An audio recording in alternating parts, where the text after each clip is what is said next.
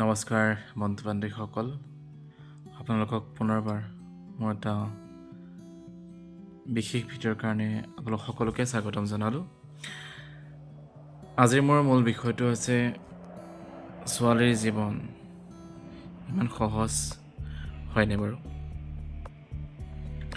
এগৰাকী নাৰী যেতিয়া ছোৱালী হিচাপে প্ৰথমতে বা কন্যা সন্তান হিচাপে প্ৰথমতে জন্মগ্ৰহণ কৰে, সেই কন্যা সন্তানগৰাকী আচলতে জন্ম হোৱাৰ দিন ধৰি সেই বৃদ্ধা সময়খিনিলৈকে তেওঁলোকৰ যি কষ্ট, ত্যাগ, সেই কষ্ট আৰু ত্যাগৰ কেতিয়াও আচলতে আমি তুলনা কৰিব নোৱাৰোঁ, সেয়া অতুলনীয় হয়। সৰুৰ পৰাই তেওঁলোকে আচলতে বহুতখিনি ক্ষেত্ৰত আমি যদি লক্ষ্য কৰোঁ যে ছোৱালী জীৱনটো ইমান সহজ নিশ্চয়কৈ হ'ব নোৱাৰে। সৰুতে যেতিয়া গাঁৱত ডাঙৰ দীঘল হৈছিলোঁ, তেতিয়া এতিয়া হয়তো বহুতৰ মাজত সেই বস্তুটো নাই, কিন্তু বহুতৰ মাজত সেই বস্তুটো আমি দেখিবলৈ পাইছিলোঁ। বিশেষকৈ গাঁৱৰ আমি প্ৰায় সংখ্যক মানুহৰ মাজতে দেখিছিলোঁ, যেতিয়া গৃহত এগৰাকী ছোৱালী থাকে, তেওঁলোকে এটা সাংঘাতিক বোজা নিচিনা অনুভৱ কৰে। তেওঁলোকৰ প্ৰায়বোৰৰ মুখতে এইটো আমি খুবেই শুনো যে তহঁতকতো বিয়া দি এঘৰলৈ উলিয়াই দিবই লাগিব, গতিকে এতিয়াৰ পৰানো আমি কিমাননো খৰচ কৰোঁ তহঁতৰ কাৰণে। তাৰ পৰিৱৰ্তে ল'ৰাটোক তেওঁলোকে বেছি গুৰুত্ব প্ৰদান কৰে, তেওঁলোকে ল'ৰাটোক বেছি সুবিধা প্ৰদান কৰে। এইটো মই সকলো ক্ষেত্ৰত কোৱা নাই, বিশেষকৈ সৰু কালত দেখা সেই অভিজ্ঞতাৰ পৰা কৈছোঁ। কিন্তু এইটো বাস্তৱিকতে জানো হয়? মই ভাবোঁ এইটো কিয়নো হ'ব নালাগে। গতিকে ছোৱালীজনে সেই সৰু কালৰ পৰাই বহুত ছোৱালী আচলতে যিটো আমি কওঁ যে বৈষম্যতাৰ বলি হয়, ঠিক তেনেকৈ আমি যে লক্ষ্য কৰোঁ যে এগৰাকী নাৰী আচলতে যিটো আমি কওঁ যে ঋতুস্ৰাৱ বা মাহেকীয়াৰ সময়খিনিত যদি আৰম্ভ হয়, সেই কৈশোৰ কালতে আৰম্ভ হয় সেই সময়খিনি আচলতে আমি ল'ৰা হৈ পেলাই আচলতে আমি উপলব্ধি কৰিব নোৱাৰোঁ বা আমি বুজি নাপাওঁ। আমি কেৱল ল'ৰাবোৰে হওক বা ডাঙৰ সকলোৱে হওক, আমি কেৱল ধৰ্মীয় দোহাই দি তেওঁলোকক আচলতে আমি বৈষম্যতাৰ সৃষ্টি কৰোঁ, তেওঁলোকক আমি অস্পৃশ্য হিচাপে আমি তেওঁলোকক ভাবিবৰ কাৰণে বাধ্য কৰোঁ। সেই সময়খিনি আচলতে মই ভাবোঁ চাইণ্টিফিকেলি কিছুমান কথা থাকে। ধৰক তেওঁলোকৰ ইনফেকশ্যন হোৱাৰ সম্ভাৱনাটো খুব বেছি থাকে, গতিকে সেই ইনফেকশ্যনৰ কাৰণে হয়তো মানুহখিনি কি কৰিব পাৰে, কিছুমান আচলতে হাৰ্ড ৱৰ্ক কৰাৰ পৰা তেওঁলোকক বিৰত ৰাখিবলৈ কাৰণে ক'ব পাৰে, বা কোনো ধৰণৰ আচলতে ইনফেকশ্যন জড়িত যিখিনিৰ পৰা ধূলি বা অন্যান্য ধৰণৰ এনেকুৱা বস্তু পাব পাৰে, সেইখিনিৰ পৰা তেওঁলোকক দূৰত ৰাখিবৰ কাৰণে আমি ক'ব পাৰে। কিন্তু তাৰ সলনি যদি কিছুমান আমি যদি ধৰ্মীয় আমি অস্পৃশ্যতা আমি যদি কৰিবলৈ যাওঁ, সেয়া নিশ্চয়কৈ নাৰীগৰাকীৰ প্ৰতি বৈষম্য হয়।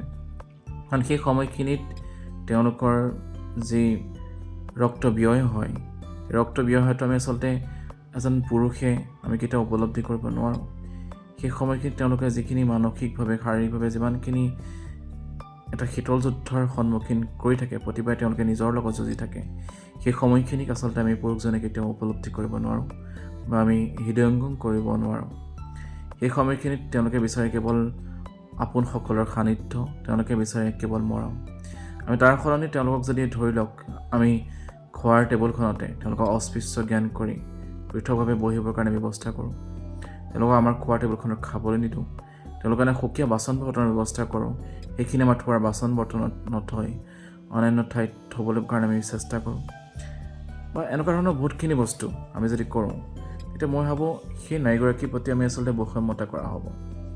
সেই সময়খিনি আচলতে তেওঁলোকৰ আমাৰ মৰমৰ প্ৰয়োজন আছিলে, আমাৰ তেওঁলোকৰ প্ৰতি কিছু যত্নৰ প্ৰয়োজন আছিলে। কিন্তু তাকে নকৰি আমি তেওঁলোকক কি কৰিছোঁ যে তেওঁলোকক সেই বিশেষকৈ 3 দিন আমি তেওঁলোকক এটা অস্পৃশ্যতাৰ শাৰীলৈ আমি লৈ যাব বিচাৰোঁ। গতিকে সেই বস্তুটো আচলতে আমি পুৰুষসকলে উপলব্ধি কৰিব নোৱাৰোঁ। এতিয়া মই ক'ম যে আমি যদি পুৰুষসকলে সেয়া পালোহেঁতেন, নিশ্চয়কৈ উপলব্ধি কৰিলোহেঁতেন। এতিয়া আপোনালোকে মোক কওক যে নাৰী হোৱা জানো সহজ হয়? ঠিক তেনেকৈ ভাবি চাওক, নাৰীগৰাকীয়ে সৰুৰ পৰা যিখন গৃহত ডাঙৰ দীঘল হৈছে, মৰম পাইছে, যি মাক দেউতাকৰ আদৰ যত্ন ডাঙৰ হৈছে, সেই ঘৰখনেই জানো তেওঁলোকে ত্যাগ কৰি নাহে এজন পুৰুষৰ কাৰণে? অন্য এটা ঘৰক জানো তেওঁলোকে আঁকোৱালি নলয়? এই যে যাত্ৰা কৰে তেওঁলোকে, তাতো তেওঁলোকে যিটো ত্যাগৰ তেওঁলোকৰ যিটো প্ৰতিস্ফলন ঘটে, এই ত্যাগৰ প্ৰতিমূৰ্তি জানো আমি এজন পুৰুষে দিব পাৰোঁ? আমি নিশ্চয়কৈ দিব নোৱাৰোঁ। এজন পুৰুষৰ ওপৰত বিশ্বাস কৰি এগৰাকী নাৰী সেইখন ঘৰ সেইখন ঠাই এৰি আহে, তাৰ পৰিৱৰ্তে যদি আমি নাৰীগৰাকীক কেৱল ককৰ্থনা কৰোঁ, তেওঁলোকক মৰম নকৰোঁ, তেওঁলোকক অনাদৰ কৰোঁ, তেওঁলোকক কেৱল দুখৰ প্ৰতি দুখ দি থাকোঁ, তেতিয়া নাৰীগৰাকী সেই ত্যাগৰ জানো মূল্য ক'ৰবাত ৰৈ যাব? নিশ্চয়কৈ নোৱাৰে। এতিয়া ভাবি চাওক, আমি পুৰুষে জানো সেই ত্যাগ কৰিব পাৰিম? গতিকে আপোনালোকে মোক কওক যে নাৰী হোৱা জানো সহজ হয়? ঠিক তেনেকৈ আৰু এটা উদাহৰণ যদি মই কওঁ যে 9 মাহ গৰ্ভত ৰাখি পেলাই সন্তান এটা গৰ্ভস্থিত কৰি পেলাই তাক জন্ম দিয়ালৈকে, তাক লালন পালন কৰালৈকে এগৰাকী নাৰীয়ে যিমানখিনি ত্যাগ আৰু কষ্ট স্বীকাৰ কৰে, সেই কষ্ট, সেই ত্যাগ কেতিয়াও এজন পুৰুষে কৰিব নোৱাৰে। গতিকে মই ভাবোঁ নাৰীসকল এই সকলো ক্ষেত্ৰতে এতিয়া স্বকীয় মহিমাৰে তেওঁলোকে উদ্ভাসিত হৈ ৰয়। আৰু মই সেয়ে ভাবোঁ নাৰী এক প্ৰতীক, যি প্ৰতীক হৈছে এক উজ্জ্বল পোহৰৰ, যি পোহৰত জিলিকি ৰয় গোটেই সমস্ত জগত, সমস্ত পৃথিৱী। আচলতে নাৰী সেই বন্দনাই আমি বন্দিত কৰিবই লাগিব।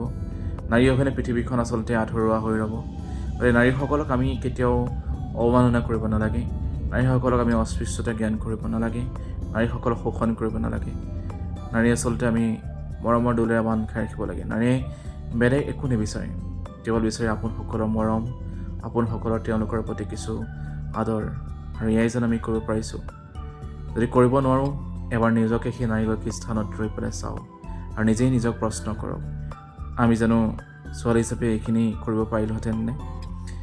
আমি নিজকে জানো ছোৱালী হিচাপে আমি সেইখিনি আমি যদি ঠাইত যদি ৰাখি চাওঁ, তেতিয়া আপোনালোকে পদে পদে উপলব্ধি কৰিব নাৰী হোৱাৰ এই যাত্ৰা কিমান কষ্টকৰ, কিমান যন্ত্ৰণাদায়ক। এবাৰ উপলব্ধি কৰক আৰু নাৰীক সন্মান কৰিবৰ কাৰণে শিকক। ধন্যবাদ।